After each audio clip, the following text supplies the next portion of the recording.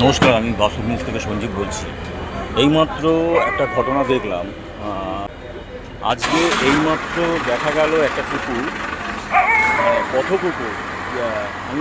আমি এখন এই মুহূর্তে রয়েছে হাওড়া স্টেশন, বাস ধরার জন্য দাঁড়িয়ে আছি। সেখানে একটা কুকুর, তার পেটের যে লোমগুলো আছে সেটাকে কেটে নেওয়া হয়েছে কীভাবে।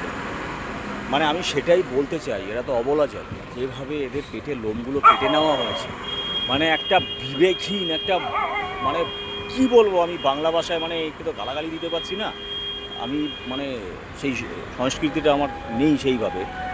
মানে একটা ফালতু অভদ্র মার্কা যদি কোনো মানুষ, মানে নেশা করে থাকে না কী করে থাকে জানি না, এই কুকুরটার যে পেটের মধ্যে যে লোমটা ছিল সেটা যেভাবে কাটা হয়েছে, যেভাবে কেটে ফেলা হয়েছে, সেটা একটা দুর্বৃত্ত, মানে সমাজবিরোধী মানুষ ছাড়া, কোনো পাপিষ্ট মানুষ ছাড়া এই জিনিসটা করে।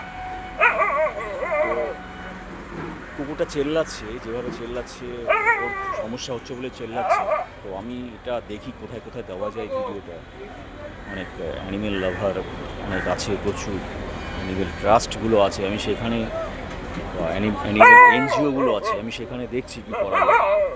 তো এই কুকুরটা প্রচুর পরিমাণে কষ্ট হচ্ছে, যেভাবে চেল্লাচ্ছে, যেভাবে লোমটা কেটে নেওয়া হয়েছে, এটা বদমাইশ মানুষ ছাড়া এটা কেউ করে না। তো আমার মনে হয় তাকে চিহ্নিত করে তার শাস্তি দেওয়া উচিত।